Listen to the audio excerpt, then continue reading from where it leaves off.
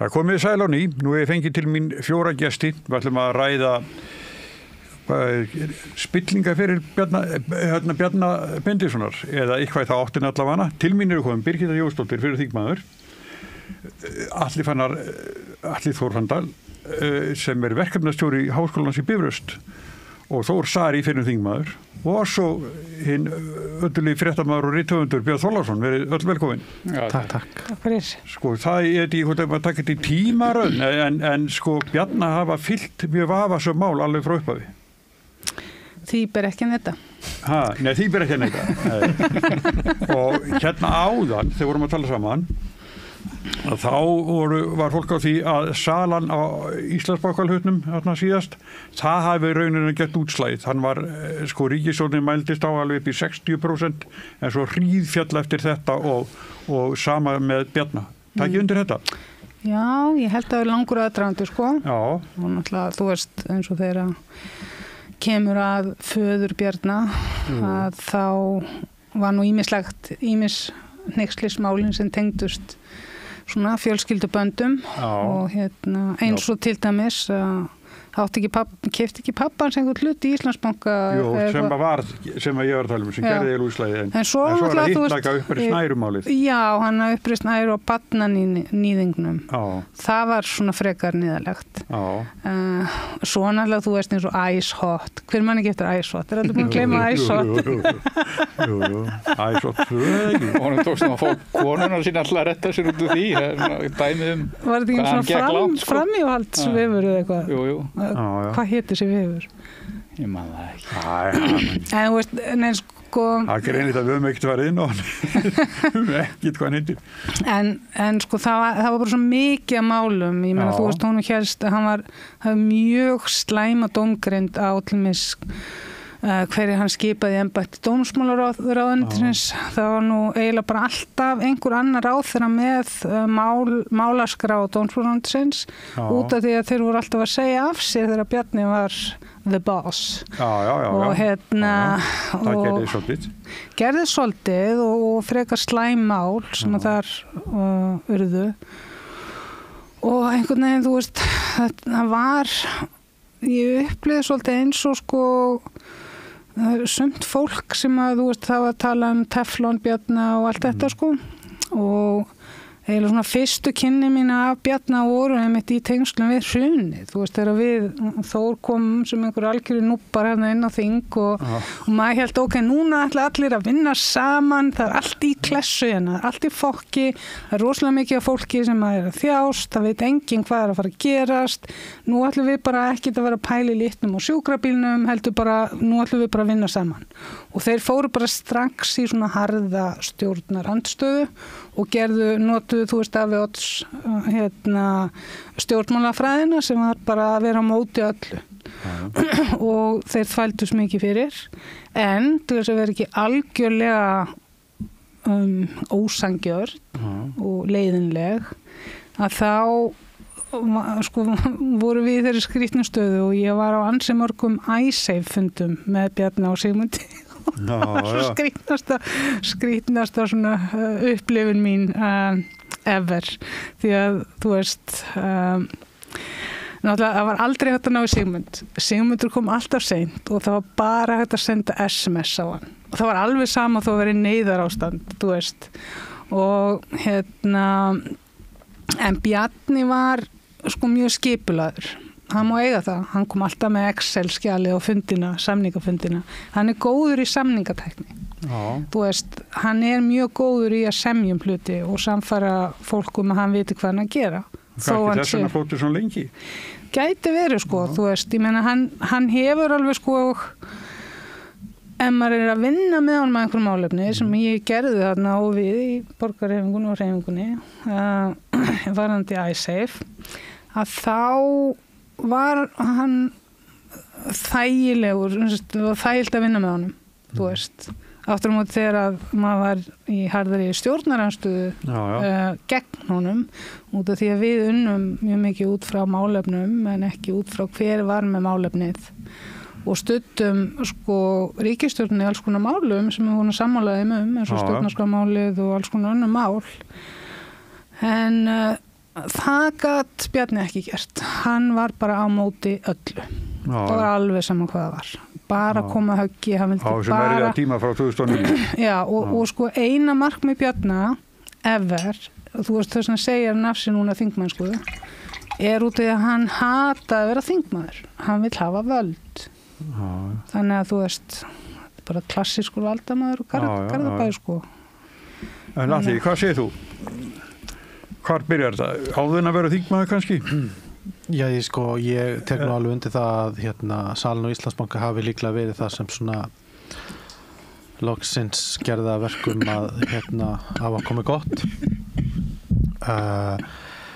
Hvar þetta byrjaði, ég meina mér nú minnistætt auðvitað málið þar sem að hann seldi rétt áður en að neyðarlögin voru sett. Sjóðu 9. Sjóðu 9. Ég veit ekki, ég á erfitt bara með það að tengja Bjarna við nokkuð annað heldur en einhvers konar skandal. Þú veist, það er bara alltaf, það er alltaf eitthvað. Ég meina, hann var í Panamaskjölunum og slapp bara ótrúlega vel þar. Ég meina, umfjöllun Stundarinnar Íslandsbank, viðskipti fjölskyldarnas við, hvað heita, Glitnir þá. Ég meina það var bara sett lögbann á það, það sem að, ég veit ekki hvort það er gagnlegt endilega að vera að tellja þetta allt upp, að því að hann er farin, en þú veist það sem að mér hefur bara þykir mjög, alltaf svolítið einkennandi fyrir Bjarna er bara í raun og veru það, að hann var aldrei teflonmaður af því að hann væri alltaf að vakna á morgnana og vera svo klár að bera á sig teflon. Það er af því að það voru alltaf einhverjir aðrir sem báru á hann teflonið. Og ég hef nú svona eiginlega velti fyrir mig nú þegar hann er farin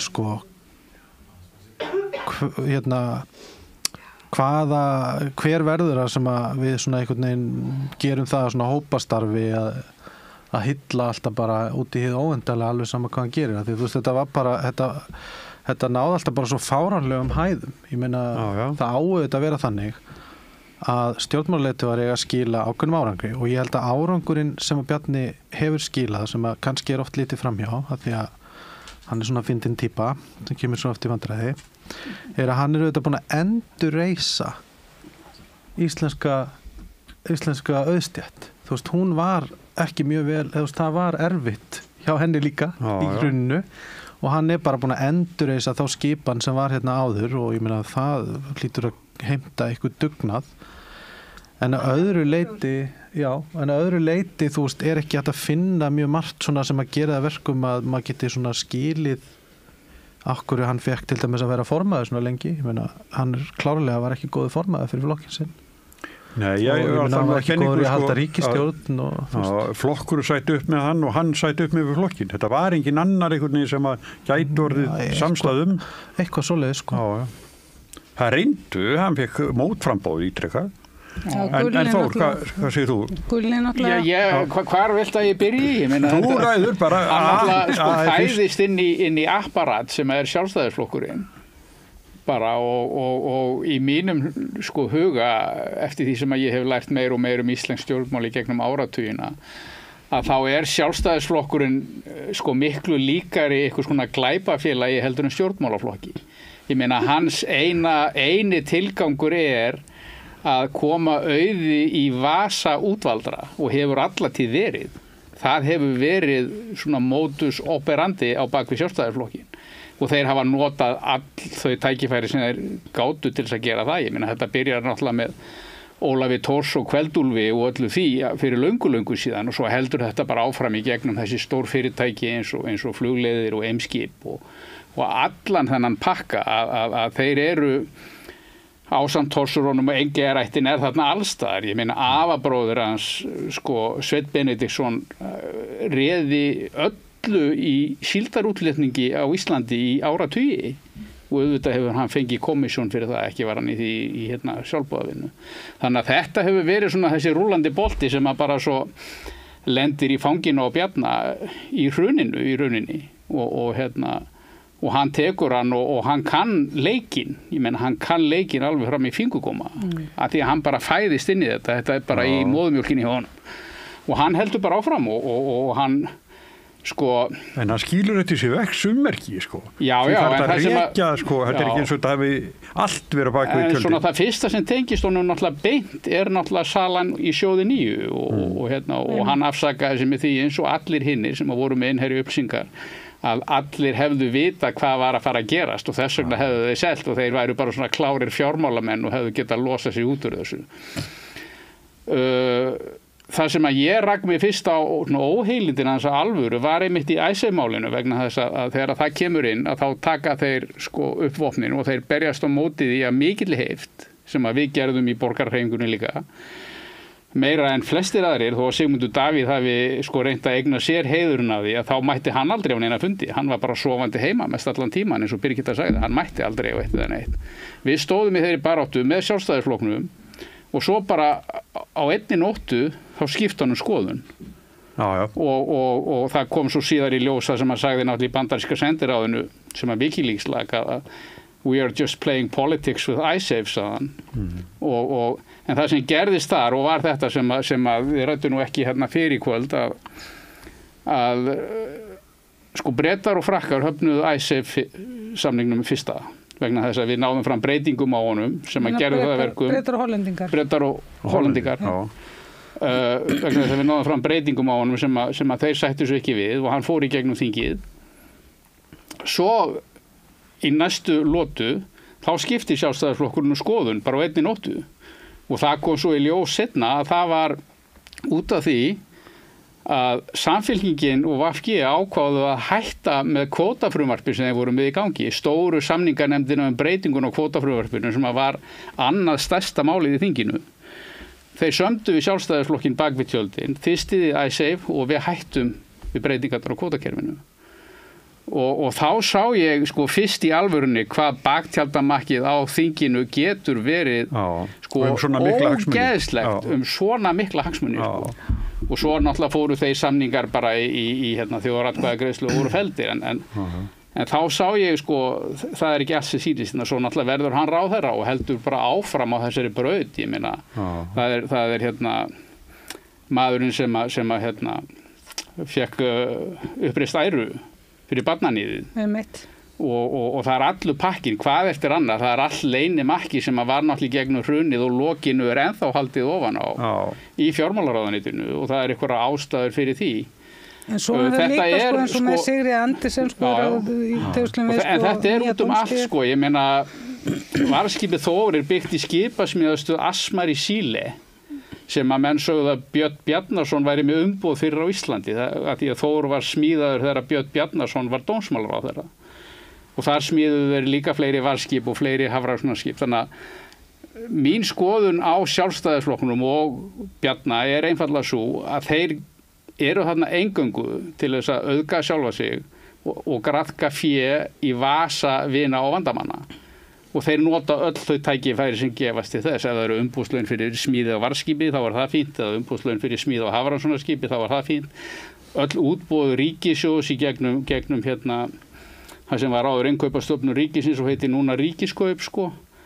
Þar planta þeir bara öllu sínu fólki og hinir og þessir fá svona brauðmóla ef þeir eru vel tengdir og Bjarni er bara tannhjól, að vísu stóra tannhjólinn, hún er búin að vera undanfarin ár í því spili öllu saman. Já. Og ég held sko eftir söluna á Íslandsbanka sem hann seldi pappa sínum, hlut í Íslandsbanka, það hafi verið svona dropinn sem fyllti mælinn og ég held að Sjálfstæðisflokkurinn sé komin á það stig gegn sýrðrar spillingar að hann muni ekki ná sér á strik aftur, aldrei. Loksins og það er náttúrulega lungu komið tími til. Björn, þú náttúrulega ekki hefur öðruvísi aðkomu upp, bæði sem blað og fréttamaður. Já, ég er ég fylgdist með Bjarna úr fjarska lengst af sem blaðamaður því ég bjó svo lengi fyrir norðan. Já. Og það hefur alltaf truflað mig sem blaðamaður að eins og Þórir aðeins að koma inn á þá og allir náttúrulega hér við þetta borð að Bjarni hefur verið svona lykil maður í því að halda uppi spilltu ástandi, fákeppnis umhverfi þar sem einmitt útvaldir fá sitt og öðrum haldið út í kuldanum. Þetta maður sem hefur eiginlega linnulítið talað niður aðhald og eftirlit gegn spiltu einkaframtaki sem einmitt bara handútdeilt. Þetta afskaplega ógeðfelld mynd af samfélagi. Og stundum hefur maður orðið svo reiður út í íslenska fjölmiðla að þeir hafi í rauninni blessa þetta ástand með því að ganga ekki harðar fram. Já. Glæsileiki Bjarna, menn voru eitthvað að tala hvernig hann bæri sig og eitthvað svona það alveg augljóst að glæsileiki hans, hver sýslumannslegur hann í útliti og eitthvað svona að þarna fá bara margir í hnén og fyrirgefa hann alveg óendanlega mörg viðurstyggileg brot. Sjálfstæðisflokkurinn skelutunum skipulaða glæpastarfsemi. Því miður sitt hvað sem bendir til þess að svarið við því sé já. Í ljósi þess... Þið báðir að segja svolítið mikið núna. Nei. Þetta var allir vitað þetta. Nei. Mafía Íslands. Við verum að athuga forskotið sem flokkurinn hafiði og hvernig hann komst upp með að halda spillingunni inn í eigin ranni, inn í flokksfélaginu, síðan úthýsaðir spillingunni með einhverju spiltustu gjörð sem hefur átt sér stað í íslensku samfélagi sem einkavæðing ríkisbankana, þar sem allt öfugt frá A til Z. Þetta springur svo framan í þá og síðan erum við bara búin að vera í hálfgerðu bastli með íslensk samfélag. Það var komið kannski sæmilegi kaflar og eitthvað svoleiðis, en skipulagð glæpastarfsemi Sjálfstæðisflokksins, ég setja nú innan gæsalappir, hún felst í því að þar engin vilji til þess að jafna og útdeila gæðum, þar engin verðleikastefna, þar bara spurt tengsl, hverjir eru eigendur flokksins, hverjir hafa mestu völdin. Þið eru að ræða það sem gerist inn í flokknum og stöðu Bjarna inn í flokknum. Ég held að Bjarni hafi bara verið, hún var bara plantað, það voru viðskiptaöfl, ólígarkar, útgerðin og allt þetta, þeir studdu Bjarna lengi framan af og þess vegna var hann þessi miklu höfðingi, öll þessi ár, endalaust á flótta undan sjálfu sér, vegna þess að hneykslismálin bara, það 1-2 ári, þetta eru kannski heildina 10, 15, 20 mál sem öll hefðu kostað ráðherra í öllum nágrannalöndunum stólinn, heyrðu, og enn erum við stödd í þessum absúrt veruleika að í fyrrakvöld þá fara íslensku fréttamiðlarnir, sjónvarpsstöðvarnar yfir feril Bjarna og það bara dregin upp mynd af bara einhverjum helgum manni, bara einhverjum stórkostlegum einstaklingi og það bara verst að einhverjir inn í flokknum voru vondi við hann og hafa svo erfitt hvernig hann þurfti að verjast einhverjum öflum, langvaldamesti maður síðustu áratuga sem hefur haft langmest með allt að segja, en hefur hann slík ítök í íslensku fjölmiðlaheimi algjörlega á skjön við vilja almennings. Það voru hátt í 40.000 undirskriftir gegn honum bara síðastliðið vor og endalaust hefur íslenska þjóðin viljað Bjarna Benediktsson burt, en alltaf halda íslenskir fjölmiðlar því fram að þetta sé verðmætasti og besti maður Íslandssögunar. Jafnvel eftir að hann hrekst á brott í fyrrakvöld vegna langrar raðar af persónulegum mistökum, spillingu, vondri ákvarðanatöku og þannig geti lengi haldið áfram. Ráðgáta hvernig það fór þannig að völdans yrðu bara út allt og ekki neinu, og þar á meðal innan fjölmiðlaheimsins og ekki neinu samræmi til dæmis við styrk Sjálfstæðisflokksins núna sem undir 20%. Já. Ég vil náttúrulega segja, að því ég nú gef út og ritstýri Heimi best og ég les mikið af svona gömlum málum og núna nýverið var það þannig, það var 1930 eitthvað, að Útvegsbankinn var í mjög erfiðu máli vegna þess að Kveldúlfur skulda honum svo óheyrilega mikið. Og þetta var alltaf falla og hvað gerir þá Alþingi Íslendinga? Þá kýsa Ólaf Thors í bankaráðið. Aðal skuldaran, hann hleypti honum bara inn í bankaráðið. Hann er ekki nýtt. Þetta svo mikið nýtt, en sko það hefur orðið alls konar siðbót, við erum hnattvædd, það er alþjóðavæðing, núna eru allt öðruvísi viðmið og fyrirmyndir sem við höfum, við erum ekki lengur þessi einangraða eiga þar sem bara einn hópur fólks getur gert allt með alla hina þegnana og Bjarni Benediktsson, hann virðist mjög illa hafa áttað sig á því að það bara eru allt önnur siðferðisleg viðmið sem að þurfa að vera í lagi í pólitík og af því að þið eru og þú ert hér Birgitta stofnandi Pírata þá náttúrulega sko eitt af því sem opnaði augu íslensku þjóðarinnar fyrir spillingu Bjarna, botnlausi, það var þessi nýja tegunda stjórnarandstöð eins og sem kom með ykkur og kom síðan með Píratum og maður þakkar óendilega mikið fyrir það en ég þakka bara íslensku fjölmiðlum ekki neitt sá staður sem að þeir eru á núna en sá staður sem að íslenskir mainstreams fjölmiðlar eru á núna það er engin ástæða til þess að þakka þeim eitt neitt.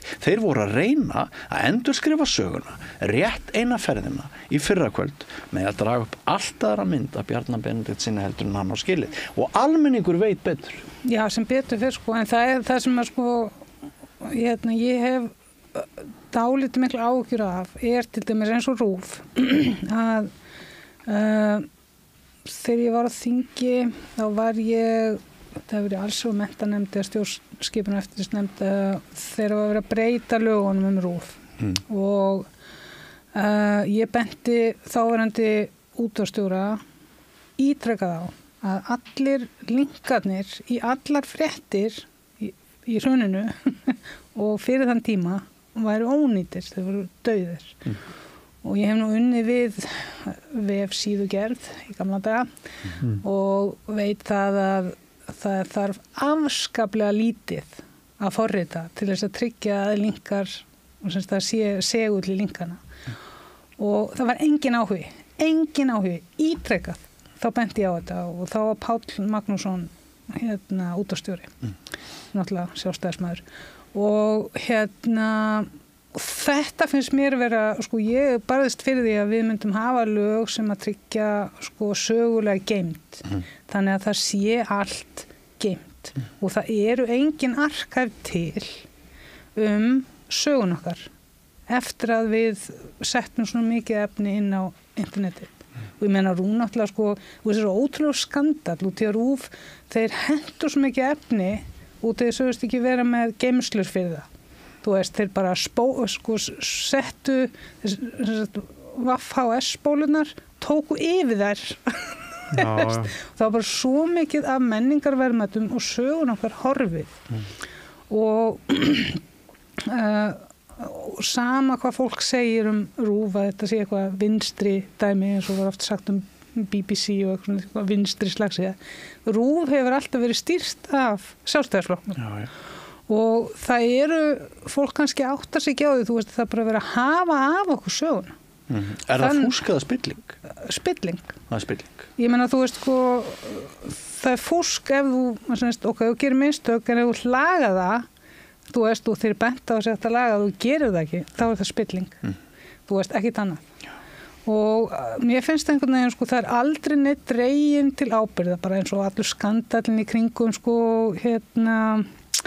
gagnagrunnin í kringum opinber hvað heita hana gagnagrunnin það sem var oft það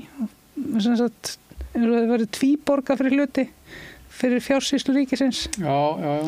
Það kosta ómikinn penning og svo finnst mér rosalega klent að fólk er alltaf að tala við þurfum bara að gera allt stafrænt til þess að sé sko betri stjórnsýsla og leggjum niður öll þessi þú veist skýrslusafn borgarinnar og sveitafélaginu og allt þetta. Þetta er bara mjög alvarlegt mál.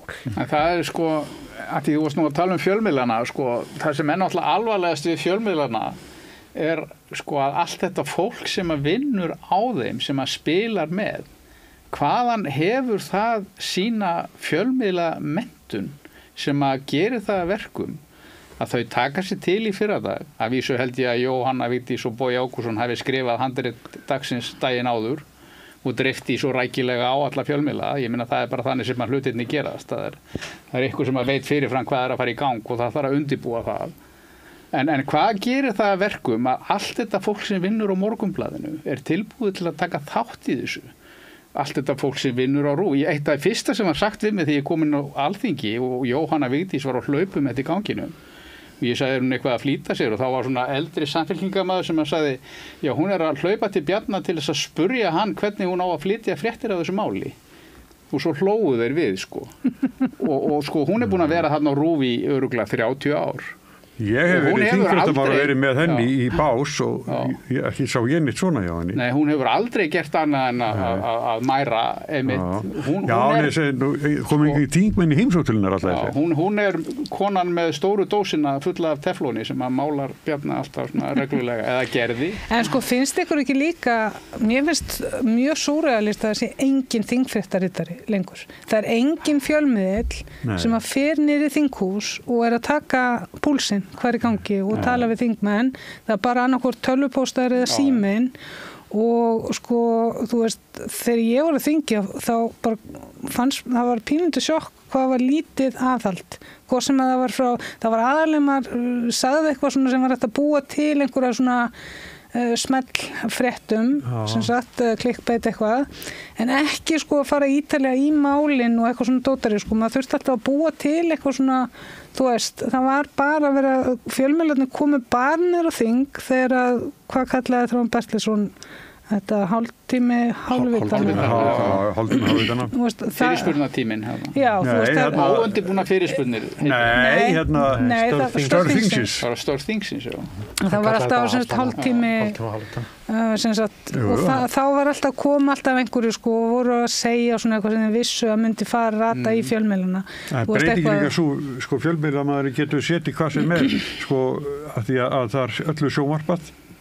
Já, ég myndi bara vilja slökkva á þessu fucking alþingisjónvarpi, þú veist, þetta alveg absúrt, þú veist, að það í raun og veru þýðir að það fylgist enginn með hvað, það kemur enginn á þingpallana og ég man bara eftir hvernig þingi breyttist alltaf að vera að koma eitthvað fólk á pallan þú veist, og ef fólk verður að mæta pallan og myndi sjá, heyrðu það bara 3 þingmennin í þingsal, hvar þetta fólk, þú veist, það er að horfa á sjónvarpinu og skrifstofu hjá sér, þú veist, það ekki verið vinnu, þú ert ekki í neinni dýnamík, þú ert ekki í neinum, það engin samtöl, ekki neitt. Og sko, þetta hefur unnið mjög mikið með fólki eins og með Sigmundur Davíð sem að mætir aldrei í vinnuna. Þú veist hvað tók hann þátt mörgum atkvæðagreiðslum? Yngri. Þú veist, Bjarni, hann náttúrulega bara leit mjög niður á þingið, þú veist. Það engin virðing borin fyrir þinginu. Það rétt. Og og það einhvern veginn sko líka hugsa ykkur sko lögin, þú veist, það eitt af besta sem að sko Viðreisn hefur gert, það var þegar að þeir voru með fjármálundið og hann var ákveðið að opna allt bókhaldið. Þannig að þá gæti maður segja, það ekki svo mikið lögfræðingum í ráðundum, þeir bara útvista alla lagasetningu til lagaskrifstofa, þú veist, sem að eru með annars í eigu dómsmálaráðherra, þú veist, þetta fólki sem að skrifa lögin, selja þetta bara fyrir góðan pening og við vitum ekkert hvað hagsmunaaðilar hafa aðgengi að skrifunum á lögunum sem að síðan fara í gegnum Alþingi yfir full af bandormum, þú veist, og það ekkert hægt að fylgjast með. Þingmenn geta ekkert veitt neitt aðeild og bara það brandar að kalla þetta löggjafa samkunduna. Já, við sittum alltaf uppi með það, við erum sko bara á sama stað og við vorum strax eftir hrunið þegar bara verri. Fólk áttaði sig á að við verðum að fá nýja stjórnarskrá, við verðum að gera róttækar kerfisbreytingar. Við verðum að gera það. Við gerðum það ekki og þess vegna erum við bara komin aftur á nákvæmlega sama stað og svona þessi afsögn Bjarna ágætis svona tímapunktur til þess að rifja það upp. Að við erum á sama stað og við vorum 2009, því miður. Og Bjarni náttúrulega sko tók mjög mikið. Nema að dæmis fjölmiðlun stendur miklu veikari fótum núna, heldur 2009. Já, það líklega rétt. Þannig að við erum mögulega á verri stað. Við erum á verri stað. Ég bara, þú veist, og við getum líka þakka Bjarna fyrir það að hafa, og Sjálfstæðisflokknum, fyrir engin flokkur var eins duglegur og ötull í að tryggja það að við fengjum ekki neinar stjórnarskrárbreytingar. Ekkert. Og og það yrði ekkert. Lýðræðisumbætur eru stöðvar að þessum manni bara. Já, og hann má bara skamma sig fyrir það. Bara, já. Hann á ekki hróskilið það. Nei, hann á ekki hróskilið. Af því þú hefur ekki sagt neitt í langa tíma. Já, sko. Eins og þú nú mikið, hefur nú skoðað spillingu mikið. Já, ég nú bara, ég svolítið, sko, kannski skiptir líka meira máli hvert við erum að fara og ég, þú veist, ég get nú alveg svo sem að einhver leiti tekið undir að hlutinni líti ekki alltaf mjög vel út, sko, en ég bara veit ekki alveg hversu gagnlegt það að, þú veist, að upplifa eins og ekkert hafi breyst, kannski ágætt stundum að vera hálfgerð Pollyanna með það, kannski eitthvað fengið út því, ég veit það ekki. En höfðu gott að því að hann fer? Ég, sko, það sem ég myndi segja allavega það að Bjarni fari, að einhverju leiti kannski getur það þýtt að það einhver starfsemi í Sjálfstæðisflokknum, það einhver grasrót eða einhver hópur þarna sem að hefur allavega það mikla sjálfsöringu að hann telur sig hafa eitthvað sinn flokk að segja og þau gátu ítt honum burt því að ég held að það sé alveg augljóst að Bjarni fór ekki sjálfviljugur, það sést bara í hvernig hann talaði í þar síðustu viku. Sko ég tel það nú ekkert eitthvað sérstakt þjóðarsmál að Sjálfstæðisflokkurinn nái sér en það væri samt ágætt fyrir flokkinn að átta sig á því að nú þau að fá tækifærið til að sýna það að þau séu ekki með öllu óstjórntæk því að þetta ekki stjórntækuflokkur og hefur ekki verið mjög lengi, þetta algjör og þetta meiri sér sko, ég ætla bara að fá að vitna í formann Framsóknarflokksins þegar ég segi bara stjórnlaus flokkur. Og núna hafa þau allavega tækifæri á því að sýna að kannski sé eitthvað þarna og að þau geta ekki kennt Bjarna lengur hvað allt misferst og það segi ég ekki til þess að reyna einhvern veginn að segja að það sé ekki satt að Bjarni hörmulegu formaður sko. Þannig að ég bara, þú veist, kannski ástæða fyrir segi ekki mikið ég bara svona, þú veist, aðeins að ég bara tek undir til dæmis að ég hef aldrei skilið alveg sko hvers vegna fjölmiðlar eða svona álitsgjafar, ég veit ekki alltaf hvort þetta eru alltaf fjölmiðlar sko eða blaðamenn, þú veist, hafa svona ofboðslega mikinn áhuga á því að tala eins og Bjarni hafi verið ykkur ofsalegu leiðtogi, menn hann varð það ekki, hann var ekki völd. Hann var náttúrulega með rosaleg völd en þú veist, en völdin voru samt ýkt með því að gera hann algjörlega svona teflonhúða, þú veist, alveg þvert á það sem var að gerast, ég meina hann var óvinsasti stjórnmálamaðurinn mjög lengi, flokkurinn hans tapaði stanslaust. Hann fekk 40.000 undirskriftir gegn sér þegar hann var forsætisráðherra. Ég meina það ekkert eitthvað sem gerist bara reglulega. Það bara eitthvað sem að, þú veist, það mælikvarði á eitthvað. Þú veist, hann gat ekki haldið neinum ríkisstjórnum saman. Þú veist, flokkurinn hans orðin eins og sko jarðsprengjusvæði af fólki sem hefur einhvern veginn ekkert sameiginlegt nema kannski að þau hata útlendinga. Þú veist, þetta bara, þú veist, og einhvern veginn hann skilur eftir sér flokk þar sem að valdamesti maðurinn þú veist, bæjarstjórinn í Kópavogi. Þú veist, hver það? Ég man ekki eins og hvað hann heitir Ásdís ég meina, þú veist og eins og ég segi, sko, ég meina hvernig var að geta talað þennan mann eins og þetta hafi verið einhver leiðtogi, já, þú veist, hann spiltur og það allir búin að einhvern veginn átta sig á því og maður bara einhvern veginn næri ekki svona muna það, en ég meina Hvorki Ríkisútvarpinu Stöð 2 fyrrakvöld Nei, ég meina, ok, þau ekki búin að átta sig á því, skilur en ég meina, en eftir stendur að bara raunin svo að hann var ekki góði formaður, hann skilar flokknum í alveg hræðilegu ástandi og ég meina, hann boðaði til kosninga sko, þú veist, með 6 vikna fyrirvara, ekki að því hann ætlaði að fá aðeins skárri niðurstöður en vestu skoðanakanni sýndu, hann sagði beinlínis að hann ætlaði að fá öflugri sjálfstæðisflokk og náði því ekki, en hélt svo einhvern veginn áfram að þú veist bara vera með dólg og stæla og ætla ekki að fara, nú þú veist, og svo átti einhvern veginn tala að fresta landsfundi og hann, þú veist, fer mánuði áður en landsfundur og reynir einhvern veginn greinilega að gefa Þórdísi einhvers konar, þú veist, að hún, ég meina hvernig hún geta legitimæsa sig sem einhvern form, þú veist, þetta bara ekki góður formaður og það bara ótrúlega skrítið ef við getum ekki einhvern veginn talað það er bara algjörlega irrelevant hvort hann skilur var myndarlegur, ég meina, eða þú veist, myndarlegur, hann ekkert látin, sko, en þú veist, en allavega eftir stendur þetta, þú veist, það er hérna saga hans eins og hann núna og eins og hann raunverulega svo að þetta spilltur óvinsæll stjórnmálamaður sem skilaði litlum árangri fyrir sinn flokk öðru leiti en það að hafa náða endurreisa, þú veist, efstu 10% eða hvað sem við kallum þú veist, og ég meina nú bara mun gerast það sama og gerist með Reagan og þú veist, og með hérna Thatcher og Davíð Oddsson, þú veist, það verður einhvern veginn endurskrifuð sagan og það mun taka á sig einhverja myndi í smá tíma að, þú veist, það sem að þetta var bara einn af stóru góðu leiðtogunum, en svo mun það bara ekkert festast og hann mun tínast, en eftir stendur það flokkur þarna sem að, þú veist, mér þykir ekkert sérstaklega væntum, en það fullt af fólki sem þykir væntum hann og núna hefur einhvern veginn grasrót Sjálfstæðisflokksins allavega tækifæri til að sýna að þau hafi, sko, að þau séu ekki bara algjörlega pathetic og án nokkurs konar sjálfsverðingar og að þau geti mögulega búið til flokk sem gæti lagt eitthvað til samfélagsins annað en einhverja svona gaura.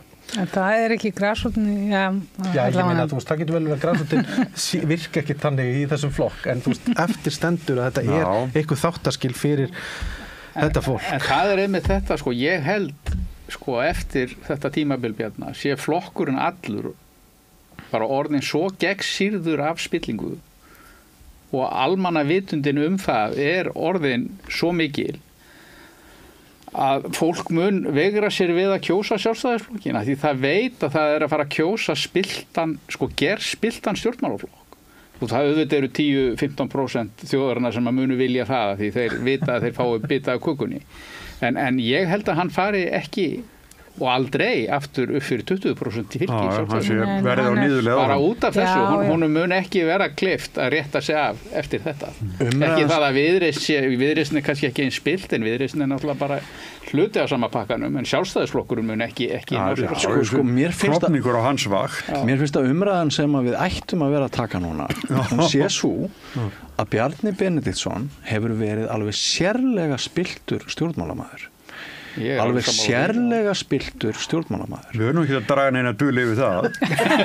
Það veitir ekki af því að við rifjum það upp vegna þess að aðrir eru ekki að gera það núna. Þannig að það skiptir máli að því sé haldið til haga að þetta engin venjulegur meðalspilltur stjórnmálamaður. Þetta alveg sérlega spilltur stjórnmálamaður. Og nú ætla ég að segja ykkur eina sög. Má ég skjóta bara inn, ég var ekki að reyna að segja að hann væri undir meðalagið eða eitthvað svoleiðis. Ég var bara að segja, þú veist, ég held bara að almenningur bara, þú veist, hann bara, þú veist, veit þetta alveg sama hversu mikið reynt að halda þessu ekki að okkur. Það bara, þú veist, það bara svo mörg ár síðan að fólk sá þetta. Já, en má ég segja ykkur eina sög að hérna af því að flest ykkar vitið að ég setti saman bók spillingu sem heitir Besti vinur Aðal. Að þegar ég sendi hana til fyrstu yfirlesara í upphafi síðasta árs þá koma sömu athugasemdir hjá eiginlega öllum yfirlesurum sleftu kaflanum hérna spillingarmál Bjarna Benediktssonar. Já, ok. Hann var rosalega þykkur, hann var allt of stór að burðum. Hans mál voru svo mörg og þetta var svo mikil slagsíða á bókinni að bókin fór þá bara að hverfast spillingarmál Bjarna Benediktssonar í stað þess að vera bara bók sem reyndi að svara rannsóknarspurningunni hvers vegna okkur svona tamt að líta undan spillingu láta eins og spilling sé ekki að kalla hann á öðrum nöfnum það var rannsóknarspurning bókarinnar og það bókin en sem sagt málafjöldi Bjarna Benediktssonar spillingarmál Bjarna Benediktssonar sem ekki bara komið fram í minni samantekt heldur bara hjá viðmælendum mínum út alla bók það voru bara allir viðmælendur, allir fræðingar voru að tala spillingarmál Bjarna Benediktssonar að spillingarskablin í kringum Bjarna Benediktsson hann ólíkur öllum öðrum ríkjandi stjórnmálamönnum í seinni tíð og bara núna upp á síðkastið sumt ekki bara spilling sumt líka bara svo ógeðfellt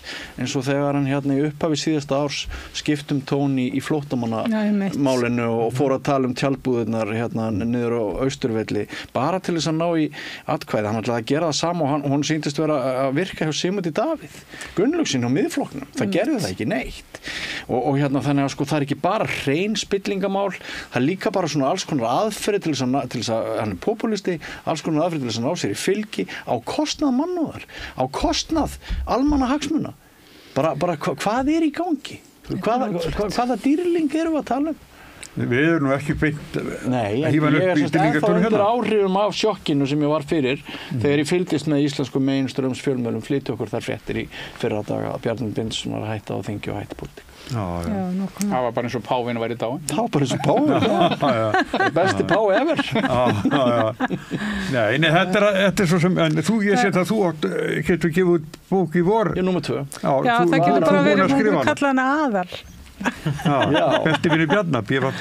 Svo verði ég að upplýsa annað fyrst að ég er búin að segja þetta leyndamál. Það var reyndar annar kapli sem mér var sagt að sleppa. Hann fjallaði Hannes Hólmstein Gissurarson. En ok. Bara, mér finnst skiptamáli að við séum að tala þessi mál núna. Ég veit ekki hvort það eru 10 eða 20 manns að hlusta á okkur að horfa en það skiptir máli að við segjum þessar sögur núna. Að við leifum þeim ekki að endur skrifa sögu Bjarna Benediktssonar. Hvað sáum við núna fyrir jólin? Einhvern bestseller Geir Haarde að endur skrifa eigin sögu. Og hann að halda fyrirlestra í háskólanum og hann fær náttúrulega drottningar viðtali í kastljósinu og þú veist, það allt gert. Já, það líka látið eins og hann sé eitthvað svakalegt fórnarnafn. Það fer svo óendanlega mikið í töðunar á mér. Og hvernig fáum við réttar umbætur? Hvernig fáum við stjórnsýslu umbætur? Hvernig fáum við betra siðferði ef að einhver bara stétt fólks er alltaf að reyna að spilla því sem satt og rétt. En hvað hægt að gera sko, þú veist, nú eitthvað ansi mörgum árum í að tryggja að það skrifið hér lög til þess að gera starfsumhverfi blaðamanna auðveldara. Þú veist, þannig að þeir gætu skrifa erfiða fréttir. Þú veist, uppljóstraralögin, heimildar mannavendin, upplýsingalögin sem reyndar og alltaf verið að fúska með og fjölmiðlar ekki nóg góðir að fjalla amböðunar í til dæmis þeim lögum og bara sem sagt allt ruglið kringum biðtíman og annað og opinberu hlutafélögin og að þau séu undan þegin og allt þetta skilur þú veist að tryggja að sé ekki hægt að setja lögbann á fjölmiðla og annað þegar þeir flytti fréttir af Bjarna Benediktssoni muni ekki eftir því og það hafði áhrif á kosningaúrslitin algjörlega og ég meina þú veist sko þannig að ég skil ekki alveg þú sko og svo fá sko fjölmiðla styrki og annað þú veist og út í sko fjölmiðlamenn gagnrýndu mig mikið fyrir að í þessum sko lögum að Ísland myndi taka sér afgerandi lagalega sérstöðu varðandi upplýsinga og tjáningarfrelsi væri ekki klásúla sko verkalýðsmál blaðamanna, semst að launamál og annað sem ég finnst þingmanni ekki að vera að skipta sér að og semst ég meina það hefur náttúrulega verið alls konar óþægilegt og erfitt starfsumhverfi náttúrulega mjög lítill sem sagt koma að segja, þetta ekki stórt umhverfi, þú veist, það ekkert margir sterkir fjölmiðlar, þú veist, ég til mig sem ég þakklát fyrir samstöðina, þú veist, út af því að ég elska að hlusta podcast og eitthvað svona, þannig minnst það rosalega gott að geta bara hlusta á ítarlega umfjöllun alls konar hluti og þú veist, það ekki bara að vera að fjalla pólitík, það er að fara mjög ítarlega bara í alls konar mál og þannig ég veit ekki og svo náttúrulega var eitthvað svaka skrítið í gangi með sko heimildina, þú veist, og kjarnin sko, mér fannst til dæmis kjarnin rosalega góður út, hann fór svo ítarlega í með svona spillingamál og efnahagsmálin og allt þetta og það er engin fjölmiðill til dæmis að gera það í dag. Þú veist, þannig að það er einhvern veginn sko margt af okkur besta fólki hætt Já. Og auðvitað er náttúrulega kjörstaða uppi núna að fyrir sjálfana og fyrir hægraöflin þeir eru með mokkan, málgagn ólíkarkana, útgerðarmanna sem eiga blaðið, flytur áróður okkur einasta degi, andlýðræðislegan vel að merkja, við erum með hægri sinnað ríkisútvarp, skítrætt starfsfólki skítrætt, Stefán útvarpsstjóri lýsti því yfir í fyrra að hann var að fara í pólitíkan ætlaði við bylgjuna ætlaði að fara og verða oddviti sjálfstæðismanna í norðausturkjördæmi hætti við, kom aftur stjórnin sannleitt að hafa hann áfram á þess að ráða frekar, hvað er í gangi? Við vitum þá hvar hjarta slær hjá fréttastofu Ríkisútvarpsins á meðan útvarpsstjórinn gefur út þá meldingu að hann hafi sjálfur ætlaði prófkjör fyrir sjálfstæðisflokkin í einhverju kjördæmi. Mér finnst Stöð 2 ekki vera að standa sig sem skildi, hún á góða spretti en maður finnur mjög vel fyrir því að þar eru menn að auka atvinnur ekki sitt með því að daðra við valdið þar sem það er þykkast og þar sem peningarnir liggja, svo sem eðlilega, þetta er að gerðsala ósjálfbær atvinnugrein að verða þessi blaðamennska. En sko þá segi ég bara betri engin blaðamennska heldur en blaðamennska sem siglir undir fölsku flaggi. Já, en það er sko áhugavert í þessu samhengi líka sko. Við erum búin að tala hér um hversu spiltur Bjarni Benediktsson Já. Og Sjálfstæðisflokkurinn. Hverjir eru helstu vonarpeningarnir í Sjálfstæðisflokknum í framtíðinni? Áslaug Arna, það er hérna stjórnarformaður Morgunblaðsins sem er faðir hennar. Þórdís Kolbrún sem er bara beintengd inn í fjárfestingabanka Kviku. Guðlaugur Þór sem er náttúrulega búin að vera sko upp fyrir haus í, sennilega næstum því jafnmörgum spillingamálum og Bjarni Ben í gegnum áratugina. Allstaðar með puttana í öllum fjandanum. Og hverjir eiga þá að taka við? Aðrir heldur en eitthvað spilt fólk. Ég meina, hvað er að horfa á? Þeir eru að leggja til, sko, betur, hvað heitir hann gæðin sem að var eitthvað framkvæmdastjóri eitthvað fyrir sjávarútvegs. Jens Garðar. Já, Laxeldis fórstjóri. Já. Það er nú ekki eins og að sé ekki spilling í kringum Laxeldið. Og litla hval, þú veist. Já, hann var líka formaður SFS. Já. Og svo er hann í Þorlákshöfn Elliði sem að vill selja íslensk fjöll til Þýskalands til að búa til sement úr þeim, sko. Ég meina, þetta er hópur fólks sem að í hverju einasta landi í kringum okkur væri óstjórntækur. Næsti formaður kemur úr þingflokknum. Sko, ellið á engan möguleika. Já, maður veit ekki það. Bara formaður verður að vera í þingflokknum. Já, ég held að Gulli verði næsti formaður, sko. Það er ekkert ólíklegt. Ég held að hún á ekki séns. Heyrðu krakkar, það er komið nóg. Eins og ég sagði áðan, þá er opinn dagskrá, það er öðruvísi hugtak á samstöðun heldur en á stöð 2, sko. Já, það er galopin, heyrðu. En ég ætla að þakka ykkur fyrir. Já, takk hérlega fyrir að bjóða okkur. Þór og Björn Þorláksson og svo er bara rauðaborðið aftur á morgun, byrja klukkan 8. Góða nótt. Góða nótt. Takk fyrir góða nótt. Takk. Adiós, amigos. Segðu það á Samstöðinni. Samstöðin er í eigu hlustenda, áhorfenda og lesenda. Sláist í hópinn og gerist áskrifendur.